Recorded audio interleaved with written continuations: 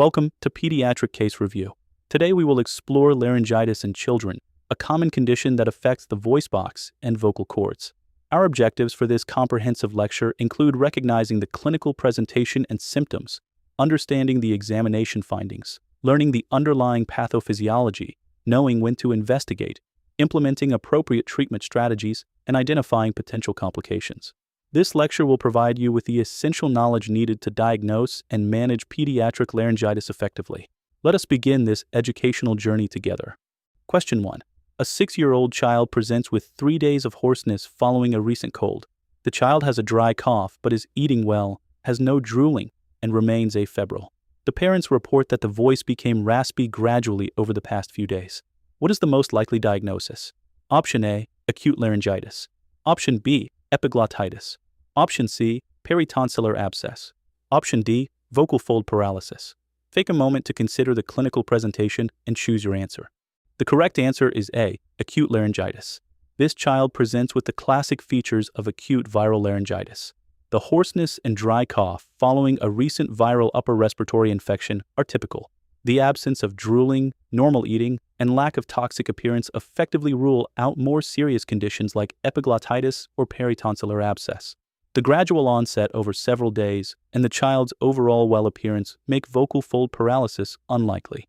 This is a textbook presentation of acute viral laryngitis in children. Question 2. An 8-year-old child presents with 2 days of hoarseness, runny nose, sore throat, and low-grade fever. Despite these symptoms, the child remains playful and active at home. The parents mention that several classmates have had similar cold symptoms recently. What is the most likely cause of this child's laryngitis? Option A, viral laryngitis. Option B, bacterial laryngitis. Option C, fungal laryngitis. Option D, autoimmune disorder.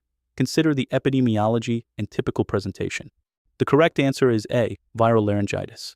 This presentation clearly follows a typical upper respiratory infection pattern with recent sick contacts. The condition is self-limited and usually resolves within 1 to 2 weeks without specific treatment. Bacterial superinfection is uncommon in otherwise healthy children and typically occurs around day 7 if it develops at all. Fungal laryngitis is extremely rare in immunocompetent children and typically presents as chronic laryngitis.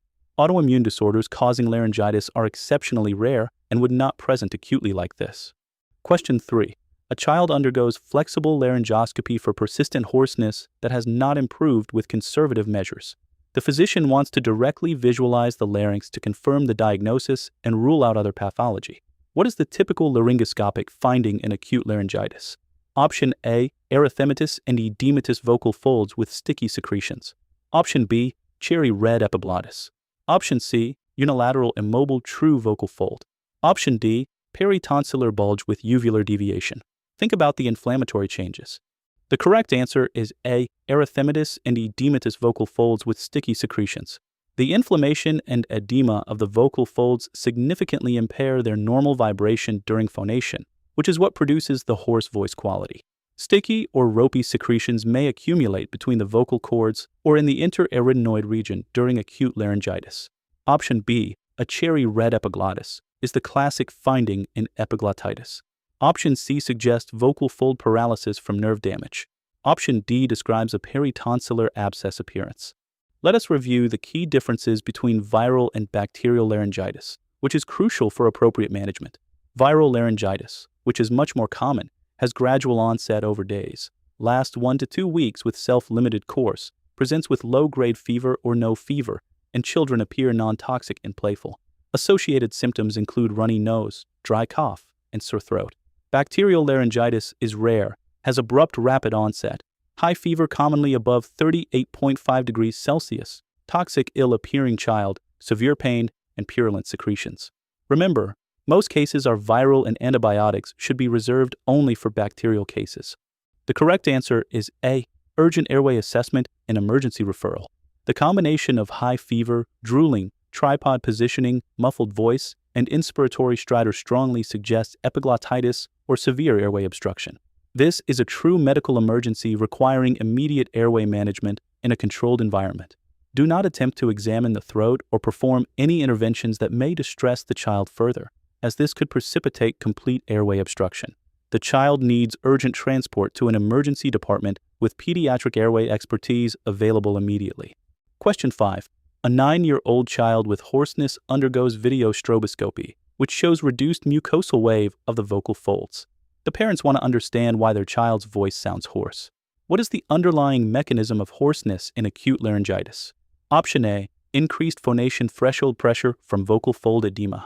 Option B, recurrent laryngeal nerve transection. Option C, cricoarytenoid joint ankylosis.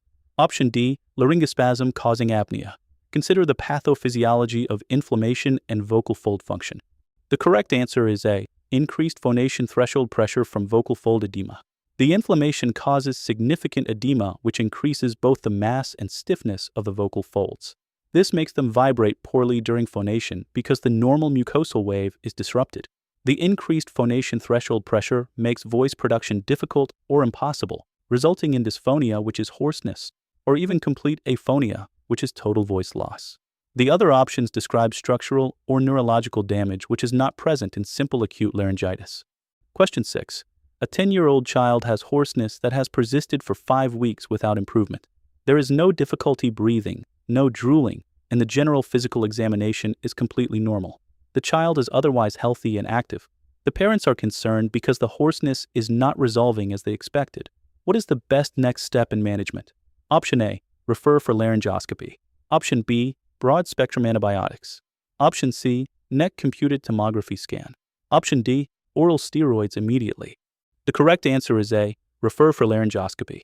Any hoarseness persisting longer than 4 weeks warrants direct visualization of the larynx to rule out other pathology such as vocal fold nodules, polyps, cysts, papillomas, or more serious conditions. This is an absolute indication for laryngoscopic examination. Imaging studies like computed tomography scans and empiric antibiotics are not appropriate first-line investigations for isolated prolonged hoarseness in a well-appearing child. The laryngoscopy will guide further management based on the findings and may identify lesions requiring specific treatment. Question 7. An 11-year-old choir singer has had hoarseness for 2 days and has an important singing competition scheduled in 3 days. The child is very anxious about the upcoming performance and wants advice on how to protect the voice. What is the most important advice you should give? Option A, relative voice rest and avoid whispering. Option B, whisper to save the voice. Option C, start oral steroids immediately. Option D, start antibiotics prophylactically. Think about vocal hygiene principles. The correct answer is A, relative voice rest and avoid whispering. Many people mistakenly believe whispering saves the voice, but it actually increases laryngeal strain and tension on the vocal folds. Complete or relative voice rest is the single most important intervention for acute laryngitis. This allows the inflamed vocal folds to heal properly and speeds recovery significantly. If the child must speak, use a confidential voice at low volume without projection. Oral steroids and antibiotics are not indicated for uncomplicated viral laryngitis and may have side effects. Question 8. A 5-year-old child has a sore throat and hoarseness, but is otherwise well, eating normally, and playing appropriately. The parents want to know what they can do at home to help their child feel better and recover faster. What are the best home measures you should recommend? Option A, humidified air and adequate hydration. Option B, decongestants and antihistamines. Option C, cough suppressant only. Option D, intense exercise to clear the lungs. Consider supportive care principles. The correct answer is A, humidified air and adequate hydration. Inhaling humidified air from a cool mist humidifier soothes the upper airway and helps clear secretions and exudate effectively. Adequate oral hydration is essential for recovery and maintaining moisture in the respiratory tract. Families should also avoid irritants like cigarette smoke, strong perfumes, and chemical odors. There is no evidence supporting antihistamines or decongestants for acute viral laryngitis, and they may cause drying of secretions. Simple supportive measures are the cornerstone of management. Question 9. Which of the following clinical scenarios most warrants consideration of antibiotic therapy? Option A, 7-year-old with 2 days of hoarseness after a cold, otherwise well appearing. Option B, 9-year-old with 6 days of hoarseness that is gradually improving. Option C, 8-year-old with 8 days of persistent fever, appears toxic and ill, with purulent secretions visible on laryngoscopy. Option D, 6-year-old with mild hoarseness and known allergic rhinitis. Consider indications for antibiotics carefully. The correct answer is C, prolonged fever with toxic appearance, and purulent secretions on examination. This scenario suggests possible bacterial superinfection, which may warrant antibiotic therapy after appropriate cultures are obtained.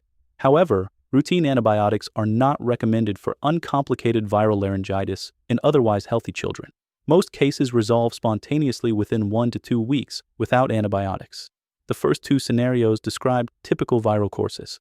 The last scenario suggests allergic etiology. Inappropriate antibiotic use contributes to resistance and exposes children to unnecessary side effects and costs. Question 10.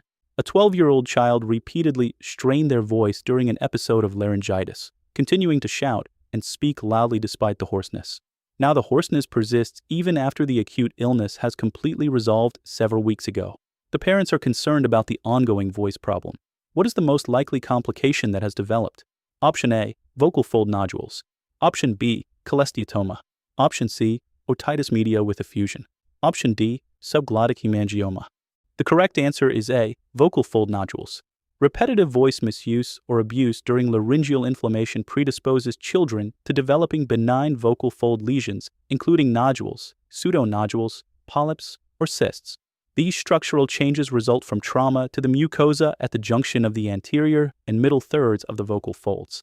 They can cause chronic dysphonia that persists long after the acute illness resolves. Management typically involves speech therapy with voice rest, and sometimes surgical removal if conservative measures fail. The other options are unrelated to laryngitis complications. Question 11. A 2-year-old child presents with a characteristic barking cough, hoarse voice, and inspiratory stridor that worsens at night. The child has a low-grade fever, and the parents report the symptoms started yesterday evening. The barking quality of the cough is very distinctive. What is the most likely diagnosis? Option A, croup or laryngotracheobronchitis. Option B, isolated acute laryngitis. Option C, bacterial tracheitis. Option D, foreign body aspiration. Consider the age and symptoms. The correct answer is A, croup or laryngotracheobronchitis. The characteristic barking or seal-like cough and inspiratory stridor indicate subglottic involvement, which is the hallmark of croup. Isolated acute laryngitis affecting only the glottis typically does not cause stridor or the distinctive barking cough. Croup is most commonly caused by parainfluenza virus type 1 and predominantly affects children under 3 years of age. The symptoms classically worsen at night. Treatment includes cool mist, oral dexamethasone, and nebulized epinephrine for moderate to severe cases with significant stridor. We invite you to join our Pediatric Case review community on Patreon for enhanced learning resources. As a member, you will get exclusive access to all our educational videos organized systematically by organ system in one convenient location, making it easy to find exactly what you need. All presentation slides used in our videos are available as high-quality downloadable photos, so you can review the material offline, study at your own pace, and practice all the multiple-choice questions repeatedly. For complete details on membership benefits and instructions on how to subscribe, please comment below in the comments section, and we will personally message you with all the information you need. Thank you for joining us today for this comprehensive review of laryngitis in children. Let us summarize the key takeaways. First, recognize the typical presentation with hoarseness following viral illness. Second, reassure families that most cases are self-limited and resolve with supportive care. Third, watch carefully for red flag signs requiring urgent evaluation like stridor, drooling, or toxic appearance. Fourth, refer appropriately when hoarseness persists beyond 4 weeks or concerns arise. Please follow the Pediatric Case review channel for more informative educational presentations on pediatric topics. If you have any questions or topics you would like us to cover, please comment below. Thank you for watching.